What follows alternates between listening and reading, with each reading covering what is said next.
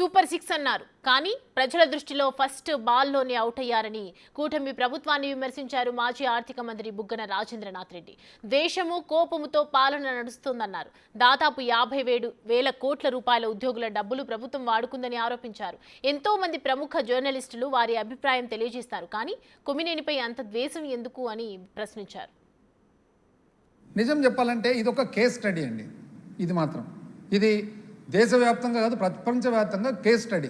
ఏమి case study అంటే performance versus promise. అంటే మేమేమంటున్నాం, ఇవన్నీ ప్రజలకు చేసినాము, ఏది చేయగలుగుతామో అది చెప్తాము. మీరేమంటారు, ఇది ఇవ్వబోతున్నాం, ఇది ఇచ్చేస్తాం, ఇది రాబోతుంది, ఇది వచ్చేస్తుందని. ప్రజలు దేన్ని నమ్మినారు అని, అమాయక ప్రజలు కాబట్టి మిమ్మల్ని నమ్మినారు. నమ్మి మీకు అవకాశం ఇచ్చినారు. నమ్మి మీకు అవకాశం ఇచ్చినంత మాత్రాన ఈ విధంగా మరి మనం పరిపాలన చేయడం కరెక్టా అని ప్రజలందరూ కూడా ఒకసారి వాళ్ళు ఆలోచిస్తూ ఉన్నారు. మీరు జాగ్రత్తగా ఆలోచించుకోవాలి. చాలా ఆశ్చర్యకరంగా ఉంది. అందుకనే మేము చెప్పడం, మీది సూపర్ 6 ఏమో కానీ ప్రజల దృష్టిలో మాత్రము ఫస్ట్ బాల్లోనే అవుట్ అయినారు. ఒక్క సంవత్సరం అయిపోయిన తర్వాత విజయం సంగతి ఏమో కానీ ఆయన కేకే సర్వే అని మొన్న వచ్చింది. ఆ కేకే సర్వేలో బాగలేదు సర్వే అంటారు.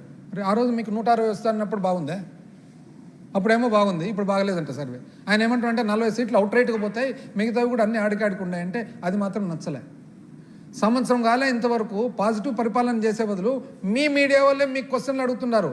ఒకవేళ జగన్మోహన్ రెడ్డి మళ్ళా వస్తే అంటే స్టార్ట్ అయింది అప్పుడే, ఇంకా 4 ఏళ్ళు ఉంది, అంతలేక మీకు జగన్మోహన్ రెడ్డి మళ్ళా వస్తే అంటే మీ మనసులో ఉన్న మాటనే కదా.